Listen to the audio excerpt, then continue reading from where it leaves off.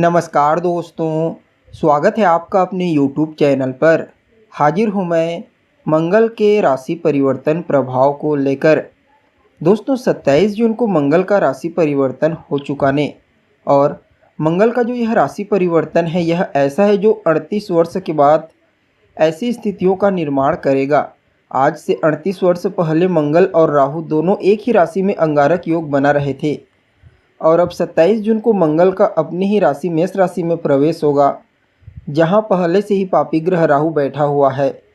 इन दोनों ग्रहों के साथ होने से, इन दोनों ग्रहों की युति होने से मेष राशि में अंगारक योग का निर्माण होगा, जो कि 10 अगस्त तक रहेगा। और इससे पहले की अगर बात करें तो 1985 में इन दोनों की युति से अंगारक योग का निर्माण हुआ था, जब मेष राशि में ही मंगल और राहु की युति बनी हुई थी।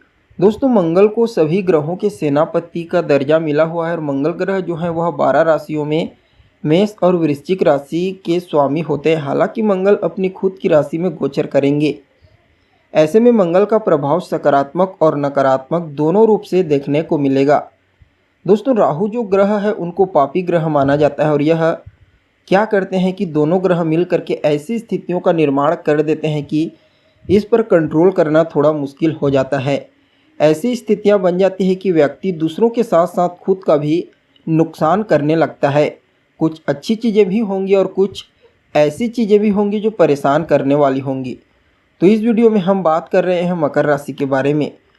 मकर राशि वालों के लिए 27 जून से लेकर के 10 अगस्त तक जो 45 दिन है, इन दोनों ग्रहों के कारण अंगारक योग का निर्माण जो होने वाला है, इसके कारण किस प्रकार का प्रभाव आपको अपनी दिनचर्या में देखने को मिलेगा, जानेंगे सब कुछ विस्तार से। इसलिए दोस्तों लास्ट तक ज़रूर देखें। चैनल पर पहली बार आए हैं तो सब्सक्राइब कर लें और जुड़ जाएं हमारे साथ। यहां आपको समय समय पर सभी जानकारियां मिलती रहती है। मकर राशि देखिए, 27 जून 2022 को भूमिपुत्र अपनी वर्तमान जल तत्वीय राशि मीन राशि को छोड़ करके अपनी मूल त्रिकोण राशि मेष राशि में प्रवेश करने जा रहे हैं और यह चौथी राशि है जिसके लिए यह गोचर काल के दौरान रोचक राजयोग का निर्माण होगा। मैं इस गोचर को आपके लिए 70-30 की रेशियो से, यानी कि दोस्तों 70% और 30%, इसके आधार पर इसका विश्लेषण करूंगा। 70% आपके लिए अच्छा इसलिए होगा क्योंकि रोचक राजयोग का निर्माण हो रहा है और 30% परेशानी आएगा। अब सवाल खड़ा होता है कि बाकी जिन राशियों के लिए मंगल का रोचक योग का निर्माण हुआ है उनके लिए तो बहुत ही श्रेष्ठ है, लेकिन मकर राशि के जातकों के लिए 30% परेशानी क्यों? क्योंकि शनिदेव मंगल के शत्रु माने जाते हैं, इसलिए नहीं। देखिए काल पुरुष की कुंडली में कर्क राशि का निर्माण होता है चतुर्थ भाव में।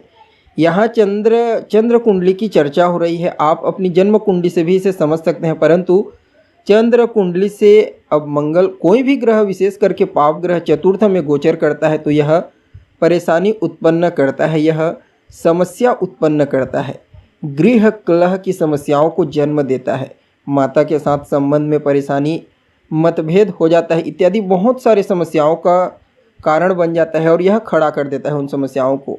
लेकिन क्योंकि यह जो चतुर्थ भाव है दोस्तों, यहाँ मंगल रोचक नामक राजयोग का निर्माण भी करेगा। फलतः सुख भाव में आपकी राशि से चतुर्थ में मंगल के इस गोचर को मैं 70% आपके लिए लाभदायी और महत्वपूर्ण सिद्ध होगा, ऐसा कह सकता हूँ। आपके सुखों में वृद्धि होगी, इसमें कहीं कोई दो मत नहीं। आय में वृद्धि होगी, इसमें कहीं कोई दो मत नहीं। नए कार्य, नई नौकरी प्राप्त होगी, इसमें भी कहीं कोई दो मत नहीं। यह गोचर आपके लिए उन्नति कारक योग लेकर के आ रहा है, इसमें कहीं कोई दो मत नहीं। दोस्तों आप मशीनरी, ऑटोमोबाइल इत्यादि के फील्ड से जुड़े हुए हैं तो बड़ा लाभ आप अर्जित करने जा रहे हैं, इसमें भी कहीं कोई दो मत नहीं। परंतु पारिवारिक स्थिति में परेशानी आए, इस गोचर काल के दौरान कलह की संभावनाएं बढ़ जाए, इसमें भी कहीं कोई दो मत नहीं। इस गोचर काल के दौरान भूमि, भवन, वाहन इत्यादि आप खूब खरीदिए। ऐसी प्रॉपर्टी आपके पास है जिसको आप बेचना चाहते हैं तो अच्छे दामों पर बेचिए, वह बिकेगी। कोई प्रॉपर्टी आपकी नज़रों में गड़ी हुई है, बहुत लंबे समय से आप खरीदना चाहते हैं, खरीदिए। कोई ऐसा सपना आप अपनी आँखों में पाल रखा है, समझ लीजिए वह सपना आपका पूरा हो जाएगा। दाम्पत्य जीवन में अगर छोटी मोटी कोई परेशानी आ रही है तो दोस्तों यह परेशानी जो छोटे छोटे मुद्दे के हैं, यह बड़े मुद्दे बन सकते हैं। जीवन साथी से मतभेद उत्पन्न हो सकता है। अब पूरे विश्लेषण का एक आकलन जरा करिए। आपने पाया कि यह गोचर हर तरह से आपके लिए बढ़िया है। मंगल की स्वयं की 8वीं दृष्टि लाभ भाव पर होगी। आपकी राशि से तो दोस्तों लाभ में अच्छा खासा प्रॉफिट देखने को मिलेगा। दसम पर दृष्टि कार्य क्षेत्र में ज़बरदस्त संभावना, सफलता, नौकरी पेशा, व्यापारी वर्ग सबके लिए फायदेमंद। मंगल की चौथी जो दृष्टि है वह नीच दृष्टि है, वह दाम्पत्य पर पड़ेगी तो रिश्तों में परेशानी यह खड़ा करेंगे। दाम्पत्य जीवन में परेशानी आएगी। पार्टनरशिप में व्यापार करने वालों का पार्टनर के साथ संबंध खराब होगा, लेकिन व्यापार में कोई परेशानी नहीं। अब यहाँ पर एक प्रश्न खड़ा होगा कि यदि जिसके साथ व्यापार करते हैं उसके साथ संबंध खराब हो सकते हैं तो फिर व्यापार में इसका प्रभाव नहीं पड़ेगा? बिल्कुल पड़ेगा। यह तो चैन है, कड़ी है, एक कड़ी बिगड़ेगी तो दूसरी तो बिखर ही जाएगी। लेकिन अगर आपका व्यापार अकेले है तो चिंता की आपको कोई आवश्यकता नहीं। यह गोचर आपके व्यापार में चौतरफा वृद्धि का संकेत लेकर के आ रहा है। कर्म भाव पर मंगल की दृष्टि के कारण कार्य क्षेत्र में विशेष सफलता की उम्मीद जगने वाली है। जो लोग सरकारी नौकरी कर रहे हैं उनके लिए विशेष उम्मीद है। नौकरी में आपको अगर कोई विशेष परिवर्तन चाहिए तो यह दिखाई पड़ रहा है। लाभ के रास्ते तो बनते ही बनते दिखाई पड़ रहे हैं, एक नहीं कई एक। अब दोस्तों जो 30% मैंने कमी बताई, आप गौर करिए, उस 30% को आप बहुत बड़ा रूप मानिएगा। 70% आपको चौतरफा अच्छाई देखने को तो मिला, तो वहीं 30% में से 15% दाम्पत्य जीवन को और 15% माता को रखा। दाम्पत्य जीवन हो सकता है, बहुत से ऐसे लोग हैं जिनका ना हो, उनके लिए 15% कम हो जाएगा और फिर पार्टनरशिप उनकी देखी जाएगी, उसमें 15% परेशानी देखी जाएगी। अगर पार्टनरशिप भी नहीं है तो यह गोचर आपके लिए 85% बहुत ही बढ़िया कहा जा सकता है। माता तो होगी ना, और माता भी जिनकी नहीं है तो फिर वह 100% माने, लेकिन घर तो आपका होगा, गृह कलह कराएगा यह गोचर।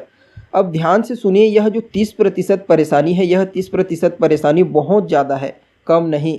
यह असल में 70% खासियत पर बहुत भारी पड़ेगा, क्योंकि दोस्तों घर से कलह होकर के अपने आप काम के लिए आप जाते हैं, घर में ही परेशानी है तो बाहर में आप जंग नहीं जीत सकते। तो ऐसे में यह 30% 70% पर हावी होगा। ऐसे में निर्णय आपके हाथ में होगा कि कैसे 30% आपको अपने नियंत्रण में रखना है जिससे 70% का लाभ उठा सकें।